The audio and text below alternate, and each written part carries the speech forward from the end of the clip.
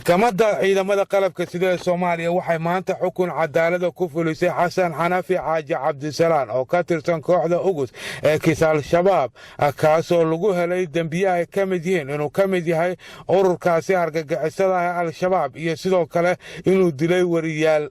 maxkamadda darajada koowaad ee ciidamada qalabka sida Soomaaliya ayaa Xasan Xanafi Xaaji Cabdisalaan horey waxay dacwad ciqaabeedkiisa markii ay dhageysatay ugu xukuntay dil toogasho laakiin 17 bishii saddexaad ee sanadkan ayuu xukunsanay Xasan Xanafi racfaan ka qaatay xukunkii maxkamadda darajada koowaad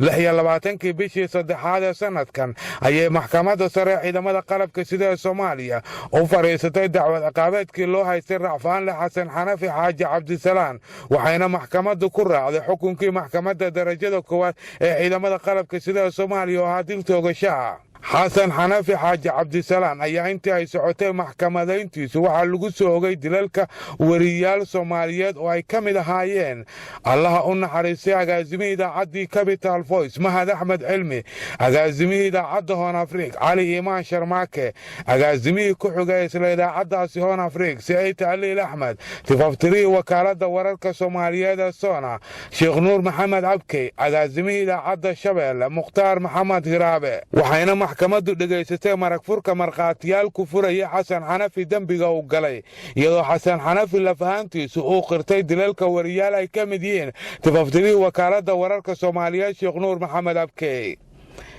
ugu dambayntiina maanta ayaa fagaaraha cadaaladda ee dugsiga sare ee booliska generaalka haye ay maxkamadda ciidamada qalabka sida Soomaaliya kula fulisay xukunkaasi toogashada Xasan Xanafi iyadoo fulinta xukunkaasi ay goobjoog ka ahaayeen mas'uuliyiin ka mid ah gudoomiyaha maxkamadda darajada koowaad ee ciidamada qalabka sida Soomaaliya gaashaanle dhexe Xasan Cali Nuur Shuute xogayaha koowaad ee dowladda hoose ee Muqdisho iyo sidoo kale gudoomiyaha degmada Jajab gobolka Banaadir. waxaa sidoo kale ka soo qayb galay toogashadaasi dadweyne iyaguna daawanayay sida xukunkaasi cadaaladda loo fulinayay.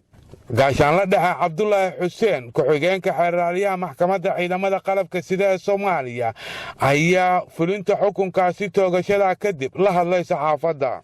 maalintii ay taariikhdu ahayd 3 bishii saddexaad 2016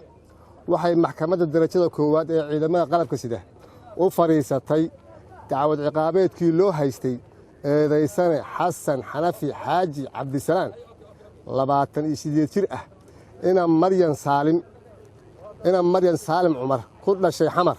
kaasoo xafiiska xeerlaainta guud ee ciidamada qalabka sida ku soo eedeeyay inuu ka tirsan yahay ururka Al-Shabaab gaar ahaan qaybta qaabilsan dilalka saxafiyiinta asagoo qorsheeyay dilal loo geystay saxafiyiin fara badan isla markaana taariikhdu markay ahayd 4 bishii shanaad 2010 gacantiisa ku dilay marxuum Sheekh Nuur Maxamed Abkey oo tifaftirihii wakaaladda wararka Soona ahaa waxayna maxkamaddu ku xukuntay dil toogasho ah.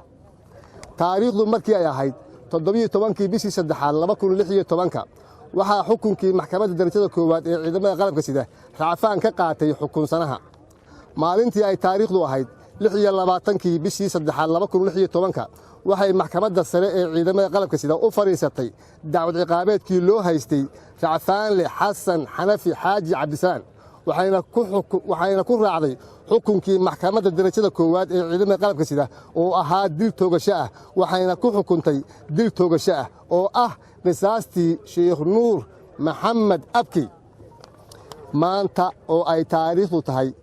11 bishii afraad 2016 waxaa lagu fuliyey xukunkii dilka toogashada ahaa. wabillahi tawfiiq. agaasimaha idaacadda kulmiye ee Muqdisho Abwaan Cismaan Cabdullaahi Guure oo isaguna ku hadlaya magaca warbaahinta Soomaaliya ayaa isna halkaasi ka yiri kelmado ku aadan toogashada Xasan Xanafi.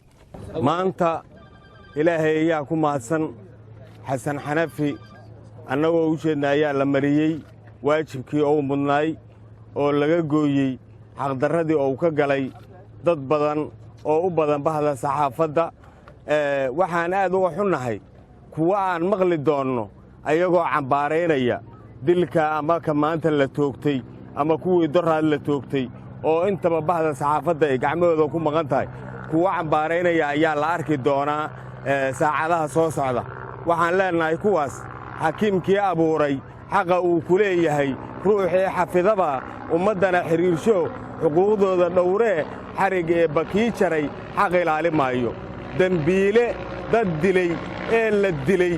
kuwa raba inay cambaareeyaan oo dulmiga u yaqaanna oo xadgudubka u yaqaanna kuwaas waxaan leenahay danteenna allah yaqaan adinku danteenna ma haysiin waxaana la yidhi nin wax dilay haddii aan la dilin ee la iska sii daayo wuxuu doono waa inuu dilaasee la dili waaye marka dilaa in la dilo waayo daawadiisu cabdicasiis afrika SNTV muqdisho.